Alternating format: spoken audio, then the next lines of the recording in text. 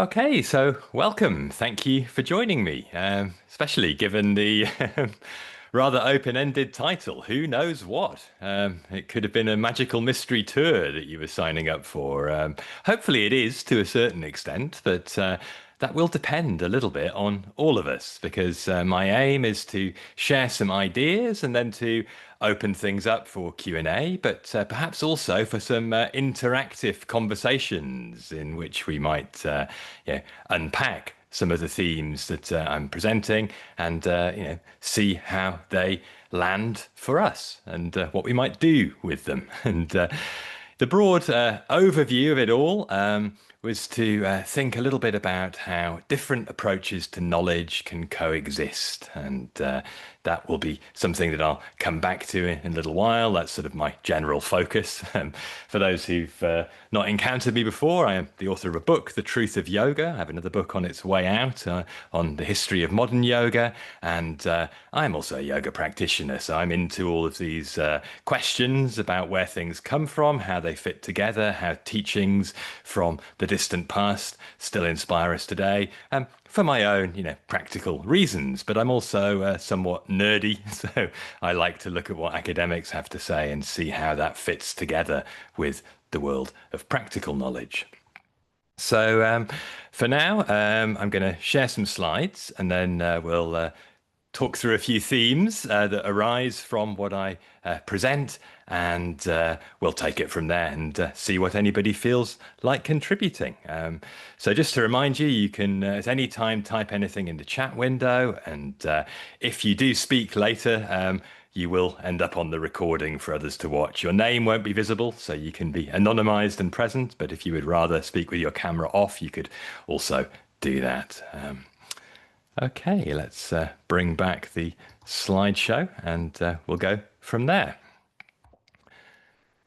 So, as I was saying, the sort of theme framed in terms of questioning words. And there's a lot of questioning, really, that goes on in the practice of yoga. Yoga is an inquiry. And some of the sources that I'll cite in this brief overview are from a time really before we have clear descriptions of a practice or a state of being identified as yoga. So this quest for transformative knowledge is older than recorded history of yoga. And it often revolved around, questions of who or what is behind the apparent reality that we are confronted by. And I'll be looking at that from a range of perspectives. As I was alluding to in some of my introductory remarks, there are different ways we can think about knowing. There is a sort of intellectual approach to knowledge, which gets everything in its right place, so to speak, a kind of classification scheme for information. And yogic practice is not so interested in that sort of knowledge, as we'll see. It's into the whole project of deconstructing where that comes from and trying to find what's behind that. So those two ways of looking at what it means to know are to a certain extent at odds. But really my aim in this conversation that we'll be developing out of the presentation is to explore how they might harmonize, how they might inform and support one another without necessarily one of them getting totally the upper hand and crushing the other in the way that knowledge based on academic classifications can sometimes crush spiritual wisdom into dust, and the hardcore spiritual approach that says all intellectualization is a waste of time can miss out on some rather helpful context. So, without further ado, let's dive in. Going right back to the beginning of the Upanishads, which are really the texts that start to lay out this sort of inquiry in some detail. The oldest of the Upanishads, the Brihadaranyaka Upanishad, talks about a quest to see the ultimate thing that there is to be seen, to know the ultimate thing that there is to know. And it keeps pointing out how provisional ways in which we might assume that we're doing that through the mind and the senses are going to mislead us. Instead, we have to somehow, as Yajnavalkya, the great sage of the Brihadaranyaka Upanishad, puts it here, figure out the answer to this riddle. By what means can one perceive the perceiver? And it's a bit of a trick question because what he's talking about is a truth about the nature of being that is beyond language. As other Upanishads put it, words turn back before they can reach that place. And as he himself here says, using a famous Upanishadic phrase, neti, neti, the knowledge to which we are pointing is not this, it's not that, it's in fact, everything that we could put into words has to be put aside because it's beyond conception. It's beyond conceptualization. It is only perceivable by its very perception being the field of understanding. And that sort of thing is quite hard to talk about. And Yajnavalkya wins a number of debates in the Brihadaranyaka Upanishad by confounding people who try to talk about it in other ways. And he gets the upper hand by eventually pointing always to these sort of paradoxical outcomes, that there must be some way of perceiving something beyond the machinery of perception, but that is at the same time indescribable. So, as he puts it in another quote here, you can't perceive the perceiver who does the perceiving. It's not an object to be perceived. The whole quest is for subjective perception that realizes this self within, that is, the true self, that is within all, that is, in fact, the foundation of all, as the early Upanishadic non-dual perspective presents it. But once yoga teachings come into the mix, there's a slightly different spin to the whole story, and there's much more of an emphasis on the mechanics of misperception and what can be done to correct for that. And we start to see that presented in another of the early Upanishads, the Katha Upanishad, which has the earliest known definition of a state of being identified as yoga, which is attained by restraining the mind and the senses. And in a couple of verses before the first one here on the slide, yoga is defined in that way. It's said to remove distraction and as a result enable the perception of the true self. But then it's reinforced that language, conceptualization, even seeing will not take you to the subtlety of this self. It can only be perceived through a kind of declaration of its existence. The isness of it is its essence. And elsewhere in the final chapter of the Katha Upanishad that presents this higher truth, there is an early explanation of the philosophy that gets associated with early texts on yoga, Sankhya philosophy. And there is a hierarchy, really, of things that can be identified. And the highest of them all is the Purusha, the word used in Sankhya philosophy and in the yoga teachings of Patanjali in particular, to talk about the nature of the true self. The word Purusha in Sanskrit does just mean a person, or particularly a man. But knowing this person is the portal to freedom. But what form does this knowing take? It's a kind of seeing that isn't actually the same thing as sight. It's a kind of knowing that isn't, intellectual.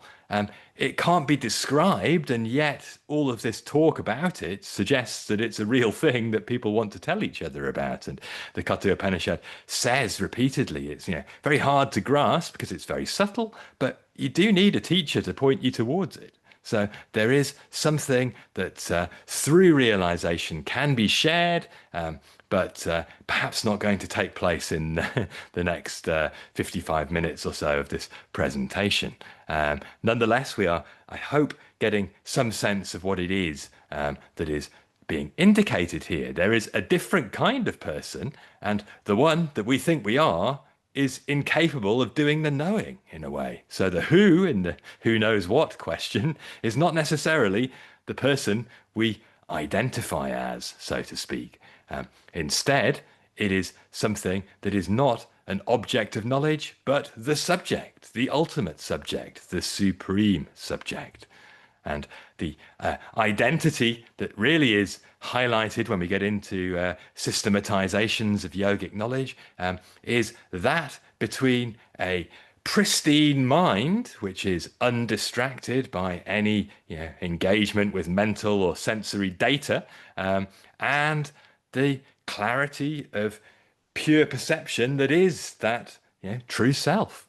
And so, in this line from Patanjali's Yoga Sutra, the state that James Mallinson and Mark Singleton translate here as identity, samapati, is the meditative foundation of the higher states of samadhi, where the mind is so clarified that it just reflects what's in front of it absolutely perfectly, like a pristine gem. And so whatever is shining, in this case the light of awareness, is reflected back by the mind. There is no distortion, there is no distraction, confusion, agitation to get in the way of this clear seeing. And eventually, when the mind is in that state, there can be a disengagement with all of its machinery of perception, and instead a resting in the true nature of that self, as Patanjali describes it at the beginning of his sutras. So the aim of yoga practice really is to deconstruct this mistaken identity, to reveal that within us there is something identical to that higher perception. And the method of doing this that Patanjali presents involves something that does have a certain amount of intellectual content to it. There's a word that keeps cropping up, viveka, often joined together with the word khyati. And viveka khyati is the knowledge or perception, the discernment, as it's translated here by Edwin Bryant, that allows for discrimination, that allows for us to see the difference between things, the difference between ignorance, the investment in a mistaken identity, and the potential for liberation through the clarifying of the machinery of perception. Going back to William Blake, and when the doors of perception are cleansed, everything will be revealed as it is, infinite. And that's basically what yoga teachings are pointing towards.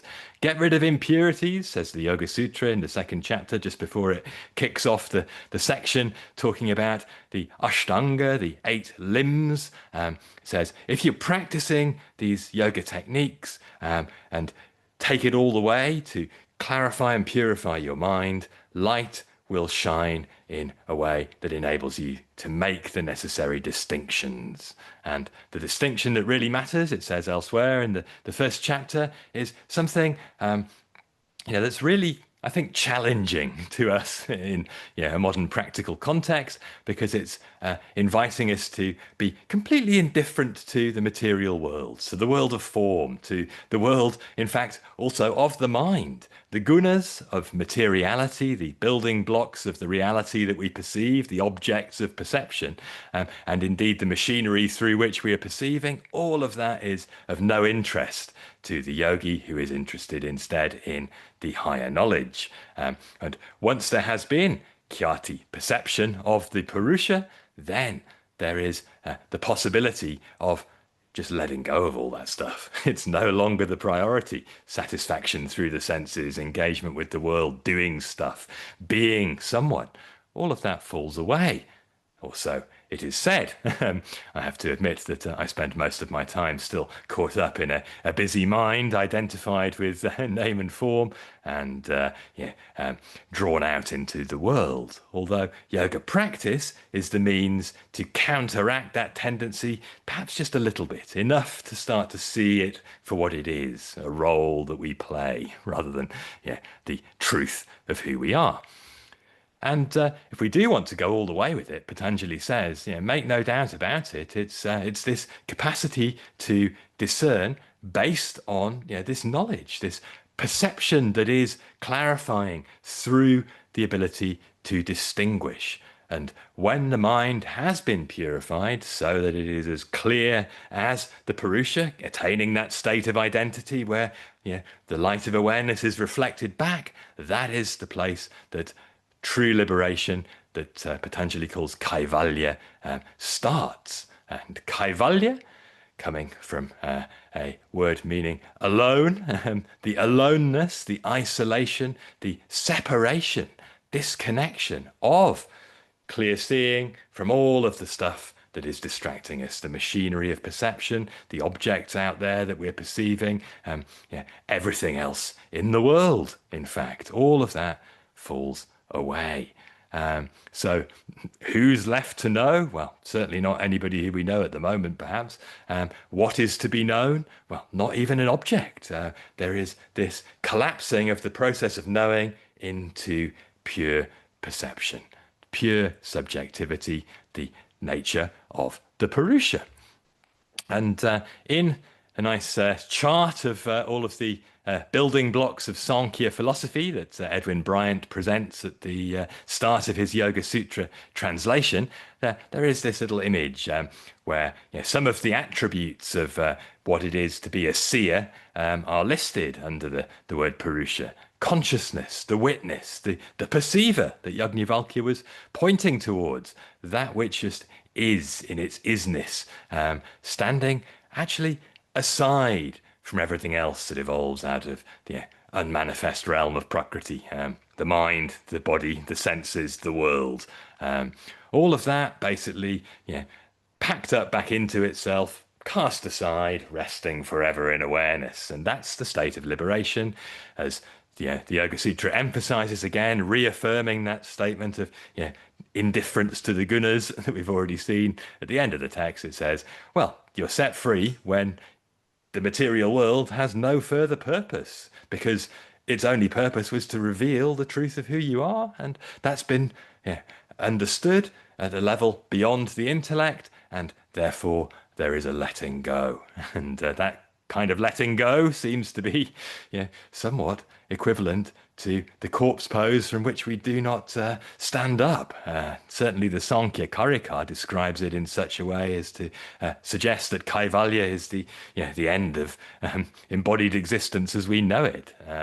So we're left with some questions there, I think, about how directly applicable some of those ancient yogic frameworks are to modern life, to modern practice. And to show how that works, I'd like to call on a couple of academics who are going to have a debate on this slide. And one of them, Johannan Grinchpon, has a rather gloomy reading of the whole thing. He describes in the subtitle of his book, Silence Unheard, what is revealed through yoga as a kind of deathly otherness that we are ill-equipped to comprehend. The subject that we think of as ourselves disintegrates in order to reveal the true subject that is separated away. And it's therefore an infinitely deeper and more final end than death. So it's even more intense than letting go of the body. By contrast, there are scholars such as Ian Witcher who have been arguing for a generation now that this isn't really doing justice to what Patanjali is offering us. In his analysis, Kaivalya is nothing more than a shift in perspective, whereby there is no investment in the false identity that we were otherwise misled by, and all egocentric patterns of conduct and ways of behaving with self-centered logic are dissolved and transformed into a way of being a benevolent bodhisattva-like contributor to communal well-being. Which does sound very nice, I have to say, but isn't actually mentioned at all in Patanjali's sutras, whereas the rather gloomy analysis that Johannan Grinchpon gives us is rather better supported by the actual words of the sutras themselves. And so we're left, I think, with a question there about, what to do with all of that. You can, as I was suggesting at the beginning, crush everything to dust with intellectual analysis. And to a certain extent, if we just say, well, Patanjali is pointing to this otherworldly horror that we do not potentially want to go for, so perhaps we'll just do away with the Yoga Sutra. I think that would be an unhelpful conclusion. But similarly, I think it's not necessarily as helpful as we might imagine to make old texts say things that sound more palatable to us, unless we can show that that's contextually, historically speaking, what they were doing. Otherwise, we've turned them into something else.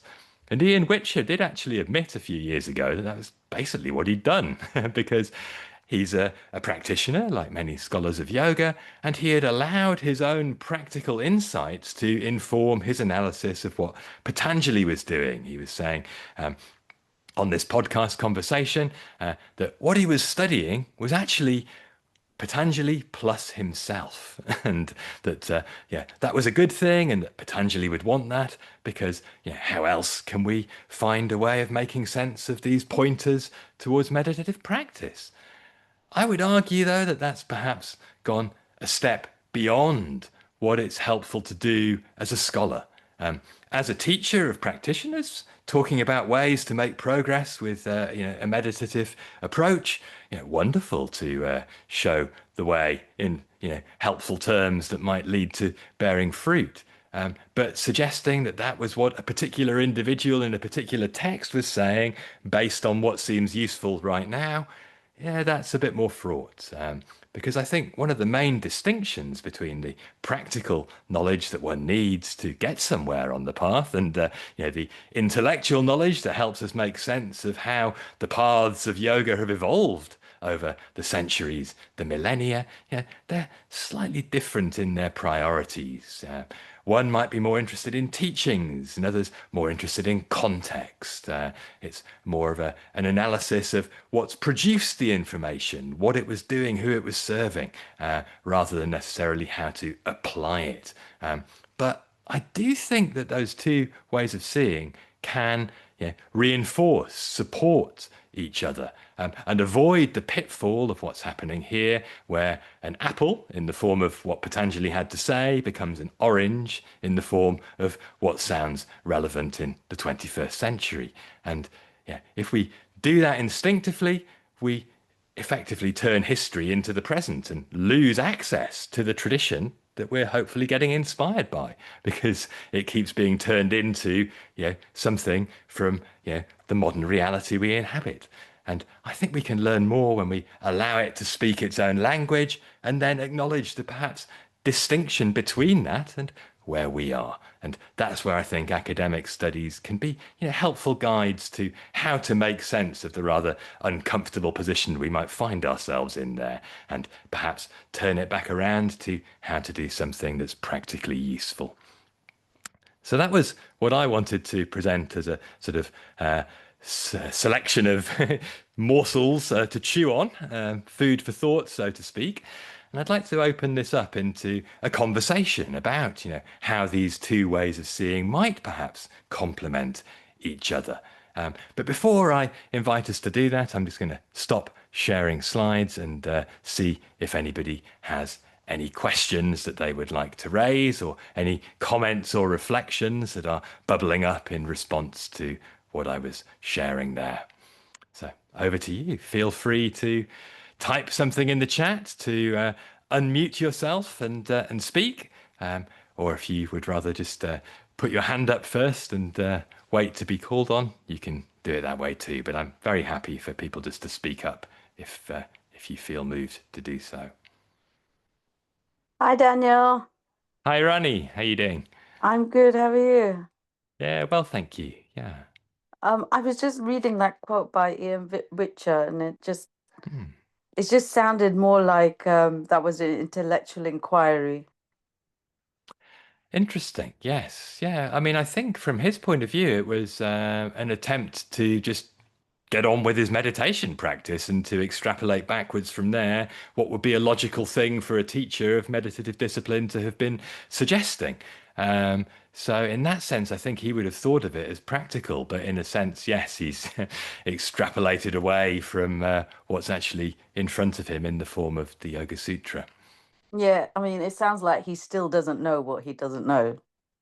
Ah, now that's an interesting point. Yeah, the ultimate knowledge requires us to be very mindful of that, and to contemplate what we don't know as much as what we think we know. Yeah, good point.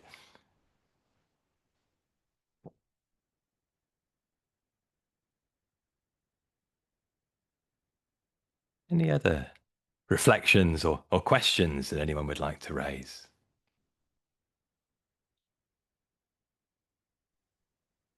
Hello. Yes, Floris. Yeah, please. Nice meeting you. Nice meeting you all. Hey, no. Yeah, I have already been wondering something for quite some time.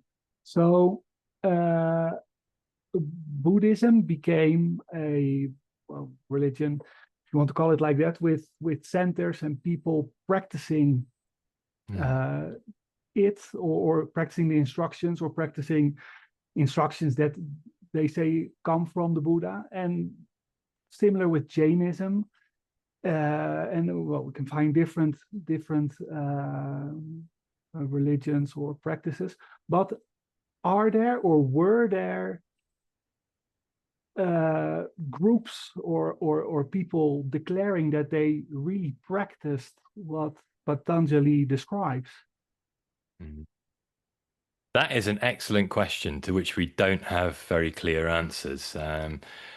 What we do know from more recent times is that both colonial British translators and Indian practitioners went looking in the late 19th century for learned teachers of Patanjali's system and could only find priests who knew the text, could tell the words, but were not guides to what to do with the technique.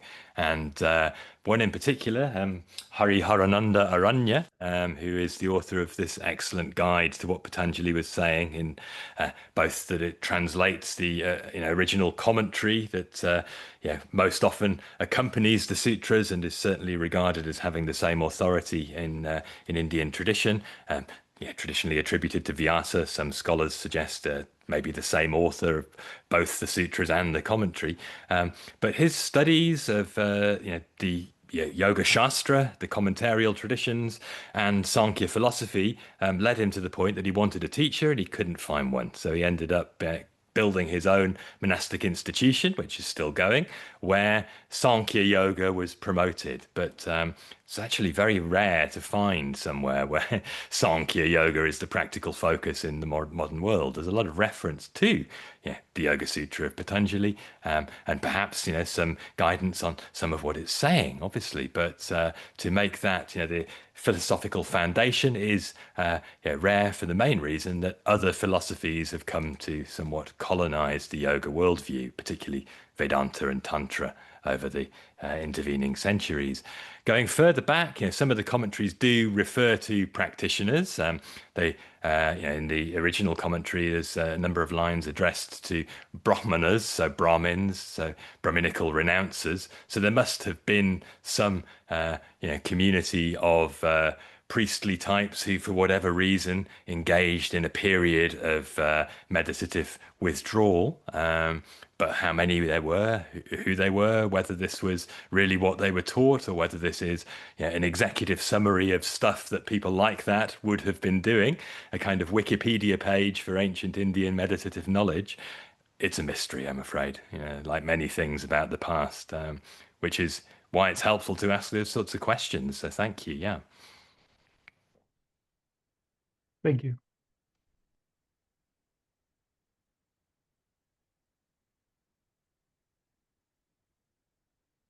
Okay, I'm going to suggest perhaps that if you're feeling up to it, and there's no obligation, you're very welcome to just take a step back at this moment. I would invite you to stay on the call though, if you're up for more chat. There's a possibility to go into a breakout room and together with a couple of others who are here, have a little chat about that question that I was raising.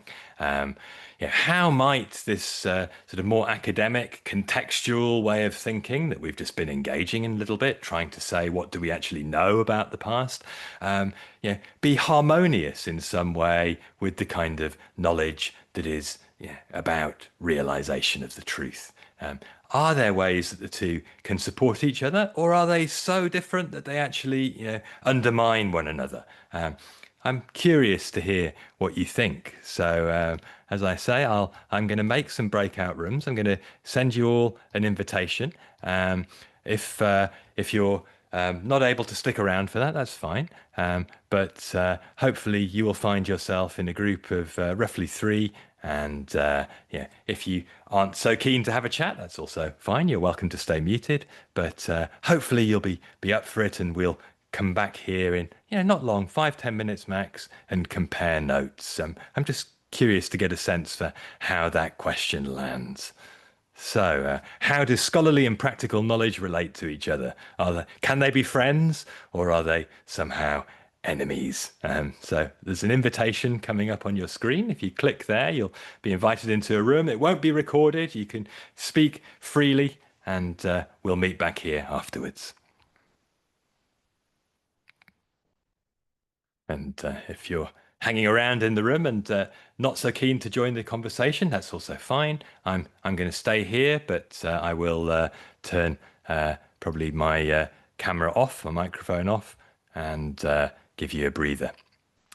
So I'm just going to keep an eye on where things are going first before I do that, and just double check if one or two are still considering joining.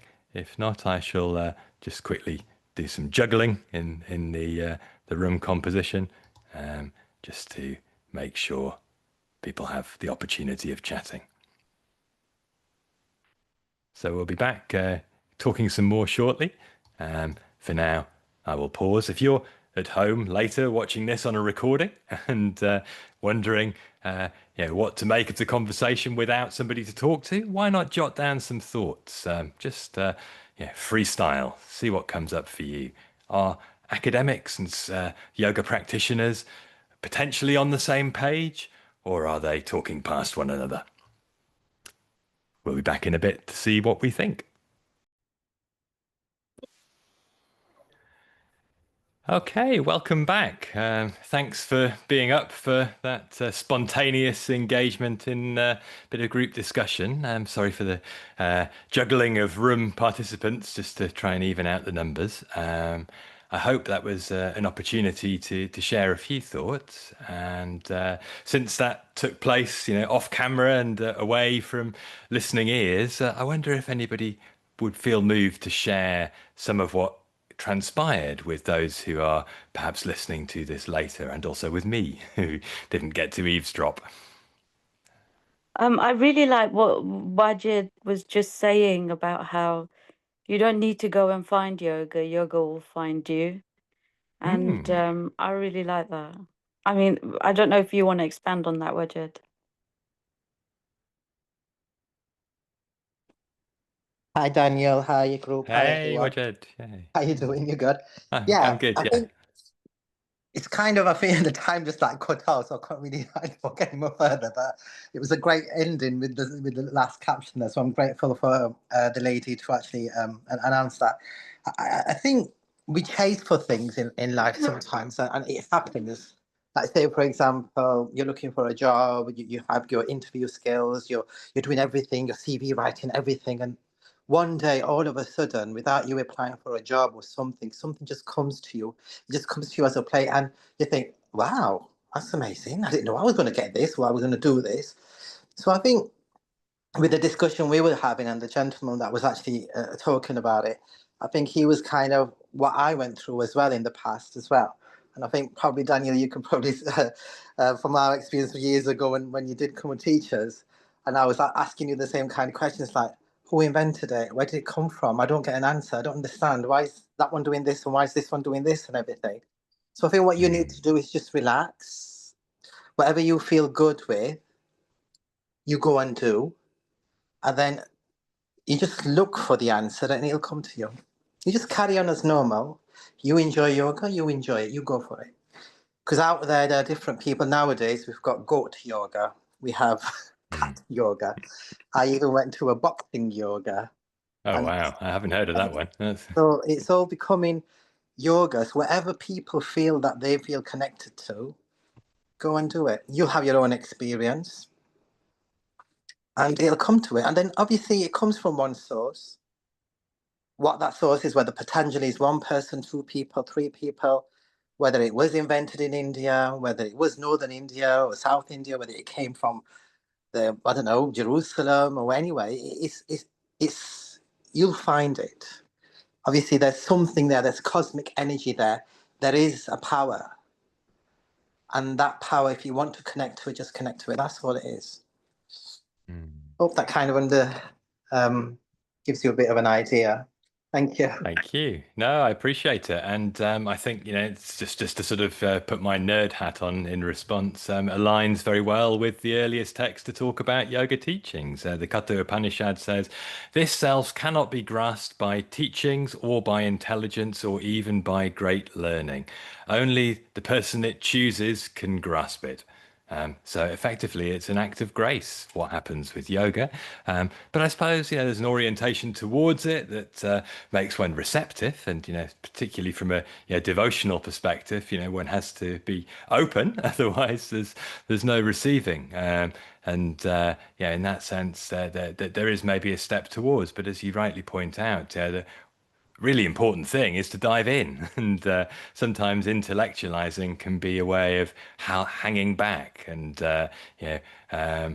avoiding the diving in, and so it's important to acknowledge that. I suppose I also do feel though that in order to make sense of where to dive in, particularly when there is so much out there that's calling itself yoga, and to try to get some sense of what some of these core principles are, it can be very helpful to, do a little bit of study, and also to go back to old texts, even if they might not necessarily speak 21st century language, because those are the principles around which guidance towards these I guess happenstance, or what we say, serendipitous outcomes, have been structured. So I think it's good to get some way of engaging with those, and it's possible, obviously, to do that in a context of finding a traditional teacher and following a particular lineage. But sometimes it's unclear which one to go for as well, and what it all means and how they all fit together. And so sometimes I think, particularly in the Western world, in the 21st century, with this sort of abundance of information, sometimes it's very helpful to have a framework for sifting through it to the point that one can just put it aside and dive in. That's my view anyway. That's certainly how I came to where I am. I was in India getting bamboozled with so many different presentations, and I wanted to know how they all fitted together. And the big insight that I was eventually offered by academics was it doesn't all fit together. They're just different ways of talking about a similar thing. Yes, yeah, Wajid, please. I'm glad you actually mentioned that. 'Cause I'm going to give you my experience now. I met Daniel, everyone, when I was doing a yoga teacher training in London. And that was about, I think, 2014 or 15, if I remember correctly. Yeah, it's about 10 years ago now. Yeah, 10 years ago. And within that time, as a yoga, now obviously I'm a practicing Muslim. So obviously I'm a very strict Muslim. I pray and everything, and as I could probably say, but I do blend in with other people and other cultures. And people look at me and think, "You're not religious," and I go, "I am, but I don't look religious like a stereotypical Muslim, you would say." So it was, for me, it was like I couldn't sink it in. I was like, I've got a religion, I've got a faith. How do I connect with this yoga? How do I do it? Because if I went to the mosque and start chanting Om, they'll probably kill me. So I was like, I love to do Om, but I have to do it privately, because if somebody heard me, it would be like, I don't know, jihad or something. But I loved it when I met Daniel. The reason being is when Daniel introduced me to the book, the Roots of Yoga. And we had this little workshop, and from the workshop, when Daniel kind of presented it to us, and I could probably say this because obviously I am South Asian as well, and there was another Indian lady, and it's like even I thought that, and it was like turned around and said to Daniel, "Oh, the Westernized, they came and they took yoga and they were kind of made there," and I loved what Daniel said. He said, "No, yoga was sold to the Western world." And I was like, wow, there's deep thinking here. And then also, and I can remember one of the lessons, it turned around and said, reading the book, it said, "Is it really all made up? What are we studying here? Where are these postures? There are 80 postures, but nobody really knows what they are. Where the downward dog, upward dog come from?" And that kind of gave me my kind of answer. So I left with that, and then from my journey up until today, I still do yoga. I teach yoga. and I just fit it into the individual. I don't follow that kind of let's do two sun salutations or anything like that. Whatever people feel comfort in, regardless of religion, faith, ethnicity, or whatever it is. But I think that kind of made me, when I was reading the book as well, and kind of found the answer. So I Thank think you. that's what you need to do, really. Just find it, and whatever fits for you, then go ahead with it. Thank you. Well, thank you for sharing. Yeah, and I think when there are doubts and questions of that sort, especially you were alluding as well to the broader questions of where things come from, how much has changed, what the impact of colonialism was. It can be very helpful to get some insight from the academic study of all of that, which has produced a lot of very insightful knowledge in recent times.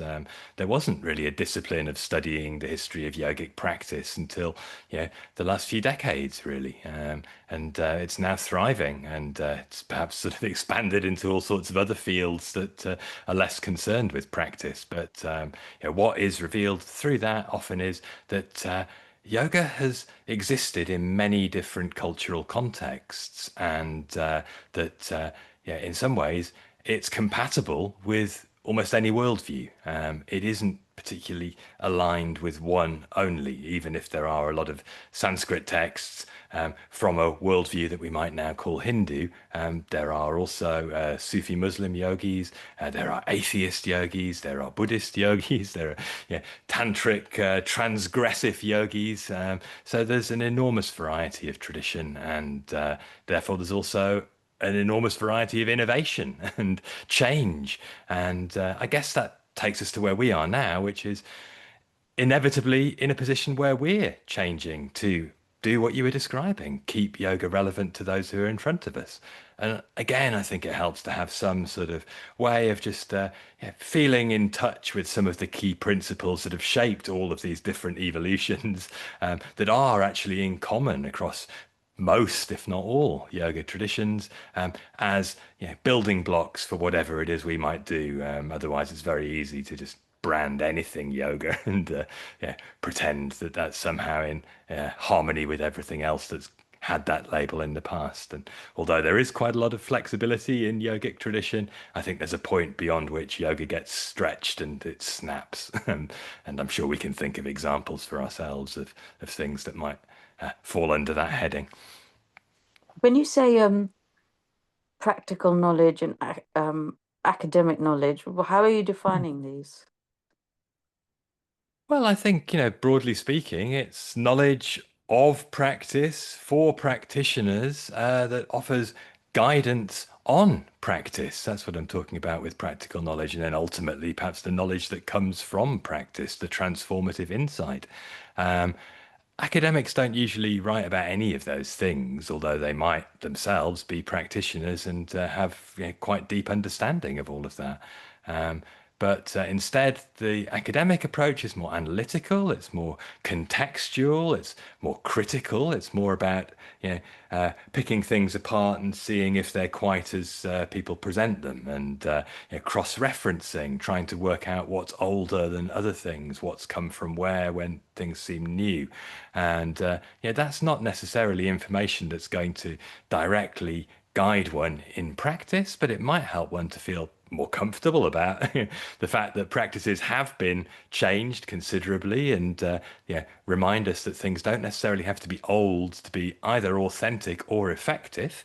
So in that sense, there can be a helpful cross-pollination, and also I think sometimes revealing some of the ways in which things can get stuck. The whole history of transmission in guru lineage is responsible for us knowing about yoga, and that's a wonderful thing for which I'm very grateful. But I don't know that surrender to the guru is a model that's that compatible with the people now in the Western world who are practicing. And it's interesting to see how people are questioning that, and particularly those who are questioning the idea of throwing whole traditional view of yoga out the window as well, because that would mean that we lose any connection to the lineage transmission. Instead, we could perhaps try to preserve principles of what's been handed down without necessarily copying some of the structures that have perpetrated various kinds of abuse over the generations. And so there's a lot of discussion around that these days. And I think academics are helping to, keep that quite well structured in the way that they can contribute to it, although obviously it can very easily disappear into abstract, overcomplicated, tangential analysis. But there is a way in which it can inform practice and shape where people start to innovate. I think that realization, if you're meant to have it in this lifetime, it can come to you regardless of whether you're even taking a path of what we may call yoga as I think you're such. right. I think you're very right. The If you're an history is academic, full of people who've had these, flashes of inspiration and been changed forever by them. You're right. yeah, so Sorry, I cut you off. I think academia and practice can be friends. Oh, that's good to hear. Yes, yeah. Because I it can think come to you, even if you're like not into either of those things. And you're that's just also a true. normal person working in a train station, or if you're walking down the road, if it's meant to be for you in this lifetime, it can come to you unexpectedly. I do agree, although I do also feel moved to point out that there's lots of stories of people who've had sudden realizations, and on closer inspection, they've also been laying foundations that made them more open to those Mm. realizations. So, it's Yeah, definitely a place for practice. it you would have had to work your way up to it somehow, Yes. even without knowing that you were into it. Well, of course, the whole sort of theory of karma and potentially, previous spins around the cycle gives, a very helpful way of thinking about the fact that it doesn't all have to happen, right here, right now. There are, layers to the accumulation of knowledge and perhaps also the letting go of unhelpful knowledge. It's a cyclical process. It's really interesting, your title of this talk. Well, thank you. I'm glad. Why did you decide to name it this kind of who knows what? I mean, Well, I suppose it was in my mind, the spheres of knowledge in a way, why would I listen to a scholar and why would I listen to, a teacher with practical guidance? And that was the first level of it. Secondly, it was the level of, well, if you're actually going to have some kind of transformative insight, the person you think of as you isn't the one who's going to be having it. They're going to get sort of dissolved into the itness of it. And then the idea of what suggests that there's something out there to grasp rather than something in here that's transformed through the happening of it. So it seemed to me that, on the level of what's known, who's doing the knowing, and what it is that's known, it's all up for question. And in that sense, my sincere belief is that yoga is a part of inquiry, and therefore asking questions is the most helpful thing we can do. Obviously, you can goof off on questions and postpone any possibility of insights and answers coming if you talk, continuously enough. But I do think, having a question, holding it, perhaps walking with it, living through it, enables us to be oriented towards that potential for transformation. That's why I like those sorts of framings and the questioning words. Perhaps also I was a journalist, so I like the who, what, where, when type, attempt to make sense of what's going on. Yeah. also, I do feel a little bit like philosophy is a bit of a hamster wheel. That's true. Yep, yep. And In that sense, if you put philosophy in the category of academia, you know, the practice is king. yeah, well, from the point of view of yoga practice, the only real place for philosophy is to answer the who, what, why question and perhaps how of where to get inspiration, what should be done, how one should go about it, and what the whole point of doing it in the first place might be. And so it's some basic pointers. It's a bit like the theory part of learning to drive. You need some of it, but you don't want to spend the rest of your life reading the highway code. So one quick thing I do want to share before we wind down, and I also want to give anybody else who'd like to raise any questions a chance to do that. But just before we do, just to draw attention to it, I'm sure some of you already know, and in fact I know some of you already know. I have a course that is this, basically meeting, talking about everything under the sun in relation to the history of yoga. And it runs for a year, where we meet every 2 weeks for a conversation of this sort of about 90 minutes, although it always overruns. And for that, we do some reading, a little bit of academic material, some other sources also, watching some videos in which I give a presentation of the sort that we had at the start here, with a little bit of historical context, a little bit of source material from yoga texts, and we work our way through the history of yoga from the unknowable origins to where we are now. And that gives us some structure for asking good questions and talking to each other in groups. So if that's something that you're curious about, you can find out more at truthofyoga.com. To sum up what's sort of on offer, it's basically everything I've taught in a university setting for much less money, and it therefore gives you a guide to all the most interesting stuff that scholars have discovered. But we also then talk about how to make sense of that from a practitioner perspective or a yoga teacher perspective, how to make some of this applicable to the way one presents things. And part of the course is supporting people with working on some kind of project, which does not have to be a written essay. Some are preparing from this year's cohort workshop materials, social media posts, podcasts, all sorts of things in production, ways in which people want to share knowledge and the path towards it with their friends, followers, students, whoever it may be. So it's an opportunity to come together with people who are as curious as us and to discuss ideas, but philosophy from a practical perspective. It's not trying to get it all nailed to the wall in an academic way. It's more about trying to look at what's there and see how that can inspire us. And the first of those gatherings is on 21st of September, so there's roughly a month to go for getting in an application. And there is on the website a detailed explanation of what we cover and the dates of the live meetings, although they are also recorded to watch again if you can't make any of them in person. But part of the point of the course is to come together and chat. So I invite you to go and have a look at the website and see if that sounds in any way appealing.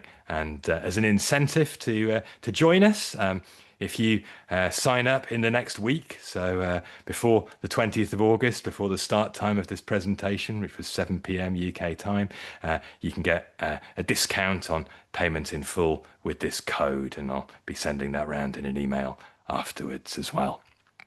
So enough of the sales pitch. I hope it doesn't come across that way. It's more, I love doing this stuff. I love being together with others who are interested in asking good questions and exploring ideas. And I find it very inspiring to be part of a group that continually makes me think and learn new things as I am facilitating the conversation. So it is very much an interactive process. It's not me in the hot seat giving a lecture. Okay, are there any questions or comments or anything else anyone would like to share before we wind down? I did sort of bill it as roughly an hour, but as usual, I'm not a great timekeeper, so I'm very happy to go on if there is anything anyone would like to discuss.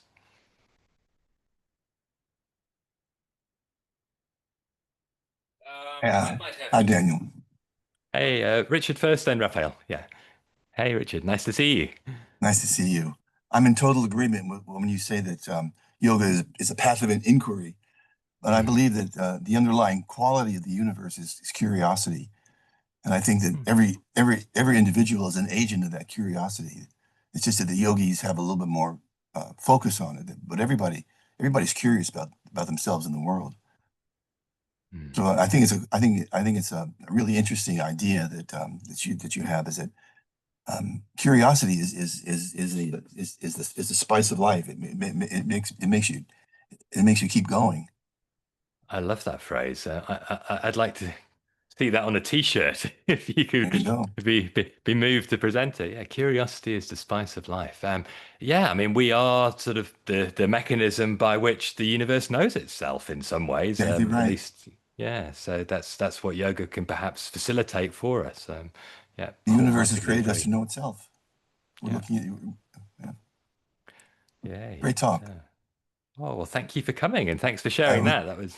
I always enjoy tuning into you. Well, likewise to hear that. I use far too many words, whereas you distilled it down to a very succinct phrase. So thank you. Even though I am a Raphael. fascist. Well, there you go. Yeah, in case you're wondering, Richard's alluding to a book which was recently published called Fascist Yoga, and I have been yeah, writing a little bit about why that's a very misleading and poorly Should be read conceived by book. everybody. It's not getting enough. It's not getting enough coverage. What you're writing. Yeah, sadly, it does seem to be getting a lot of positive coverage and selling a lot of copies. So I'm going to write something else. Well, I've written something else. I'm going to release it tomorrow. So if you don't Great. follow me on Substack, Ancient Futures is the name of my page. You go there, ancientfutures.substack.com, and you will find out more tomorrow. So, Raphael, you had a thought you were going to share also. Yeah, I'm of course a huge fan of your theoretical and academic distillations of the yoga um, literature. But I'm also interested in practical questions, and I think you mentioned a couple of times that you are how to say, like, it's a very personal subject, but I think you mentioned that you have arthritic problems. That's correct. Yes. Yeah. I've Yes. got arthritis in both of my hips and probably need Yeah. one of them replaced. Yep. Um, Actually, I would be interested in in your experience, how do you deal with this? I mean, not now, right? Of course. Yeah, this would be more something you might want to cover in your Substack in the future. Like, how do you incorporate certain practices, postures into your practice that addresses those issues, avoids inflammations, maybe even encourages healing, possibly. Yeah. This would be very interesting because I also have, I don't know what I have.